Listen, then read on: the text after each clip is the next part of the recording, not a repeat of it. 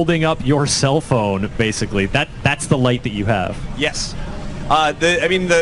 Cell phones are a commonality now. Where who doesn't have a cell phone, and why would you have a flashlight? So it kind of makes sense. And cell phones just have this different, more realistic feel to it. And so we put a compass on to help you because the world's constantly changing. You need to find your way back and forth. Luckily enough, she leaves footsteps or footprints in the dust, so you can kind of at least have some breadcrumbs so you don't get totally lost. Now, she being the protagonist, yes, who is faceless, actually. Are you talking about who's writing it? Who's right? I'm confused about even the setting of this game. Okay. What? Lay it out for me. So the setting is you wake up, you don't know who you are, you don't know how you're connected to it. When you get attacked by a ghost, it resets and you come back again. So what's going on? Why is this world tormenting me, essentially? So you're finding out different clues with each reset? Yeah. Like you're sort of exploring and you're making progress to some degree by gaining more knowledge about the world, but still getting busted back down when the ghosts... Is that a ghost right there? That is a ghost.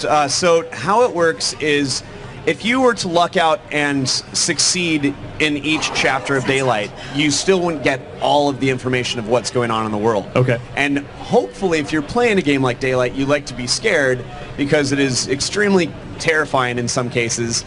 And so we want the player to come back. I mean, really what this game was really driven by was the YouTube phenomenon, the soon-to-be sharing phenomenon of people constantly playing games and sharing it. And if we were to make it linear, it would ruin it. Boom, it's shared. Yep. People can see the scares. Exactly. And you know, I think that there is a place for that, those cinematic, very, very linear movie experiences or interactive experiences in that case. But with this, what we wanted to try to do is something totally different. And this is it, and it's going to be really fun dialing it in. We just announced that we're going to be on PlayStation 4 as well. Fantastic. So we're really excited. In addition to PC as well. And we're going to release them both at the beginning of next year.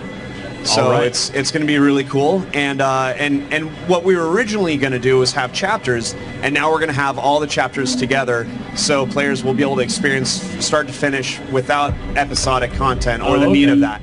Yeah. So it's really exciting for us, and not only that, but by us signing with Atlas, we're able to bring it to Japan, which is very exciting for us. Yeah. I mean, there's definitely a certain affinity for horror experiences in Japan. Some of the greatest horror films of the past decade, I'm told, because I could never, ever watch them, have come out of Japan. And so here we are. You're picking up a glow stick. I mean, you're not just going to be having the cell phone the whole time, but nor are you... I mean, you're not picking up any weapons or anything. No, I mean...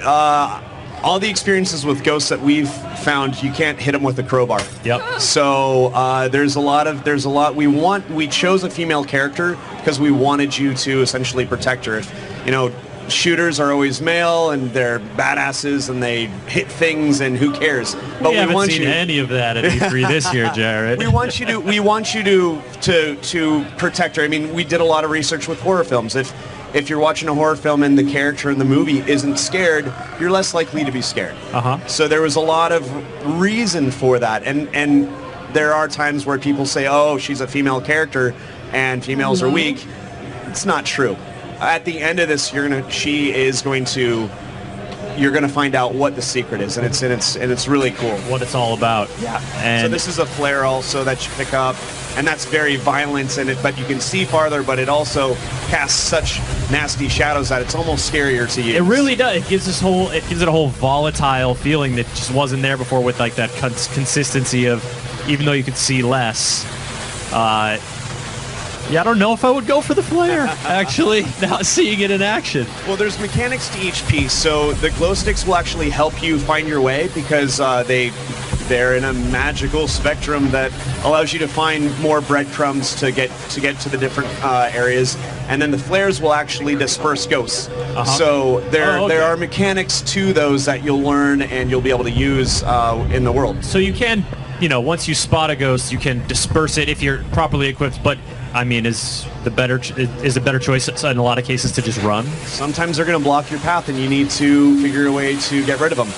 Now, when you say procedurally generated, does that mean there's a ghost? All right, so it's going to get dispersed now from the flare. It's going to be retreating. Oh God, ghost bud. Ghost vanquishing successful. Hello? Yeah, and the idea of it is hearing some audio from the game. Yeah, as so well? that's what we're using as a tool. We have the character reacting to the world, because if she's not reacting, then you don't know anything about her, or even that it's a she. Exactly. Because it's all from the first person perspective. Exactly. This does not look like a place that I want to hang out. No, thank you, Jared.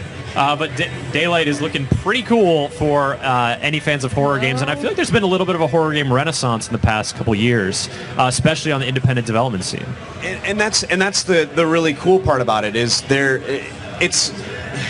we make shooters as well, so it's kind of one of those. Zombie Studios, Blacklight Retribution. Yep. And so when you make a shooter, you get the shooter flame war of like X, Y, or Z is better, but horror is kind of this thing that's growing, and you can love multiple IPs without feeling like you need to choose that certain one. Interesting. Yeah. So I mean, there has been a really cool renaissance.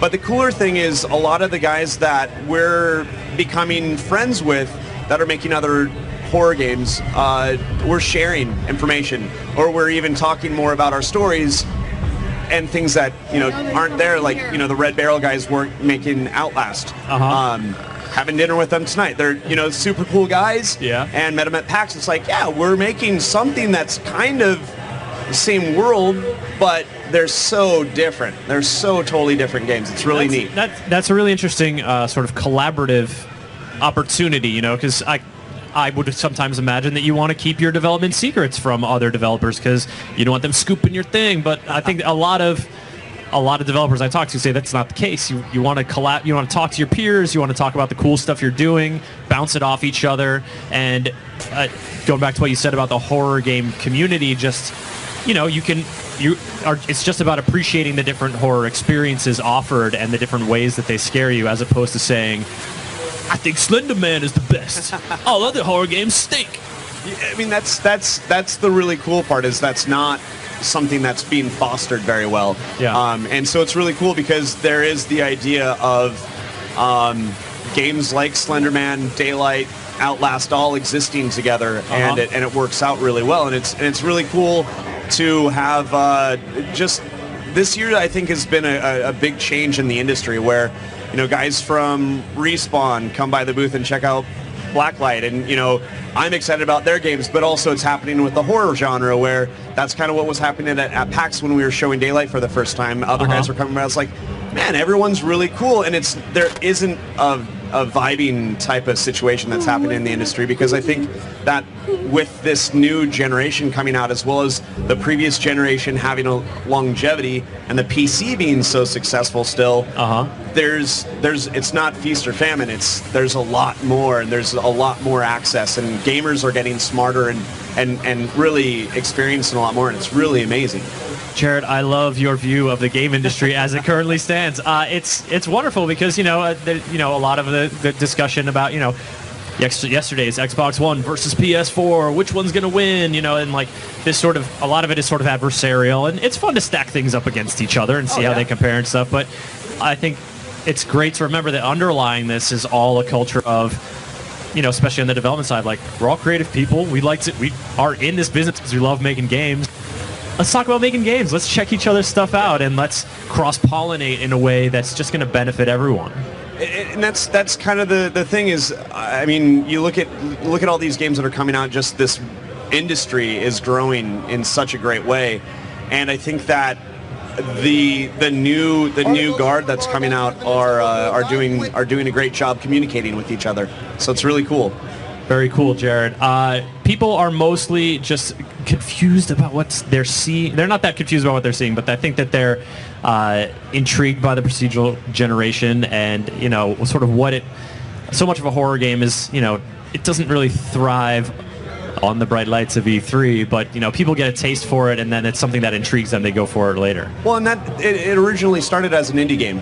That's what we wanted to do, something very niche in some way, where it was something that 6 guys started working on this. We signed it with Atlas, or we showed it at PAX and it blew up, and we're like, wow, what's happening here? This is crazy. We weren't expecting this many people to be excited. And it's very difficult to explain. When you press a button, this world, this maze, the items placed inside of it, the gags, the horror elements, every single thing is completely generated each way. And it's very, very difficult to show and to experience like anything, But that's, you say that's running on Unreal 4? Yes, it is. And that's new tech, and that we're only going to be seeing more of that engine in the coming years. And so if this is a glimpse of the kind of creativity and, new takes on familiar genres that we can see, I think the future's looking bright, Jared. Yeah, it definitely is. Unless you're in Daylight, in which it's dark and scary and horrifying. And can we please go to another segment now? Jared, thank you so much for coming by. Zombie Studios showing off Daylight, coming out for the PS4 and the PC. When? The beginning of next year. The beginning of next year. All right, folks. We are going to go ahead and take a look at Wii U Party, and then we'll be back for the last demo of day 1 here. We're going to rock out. It's going to be awesome.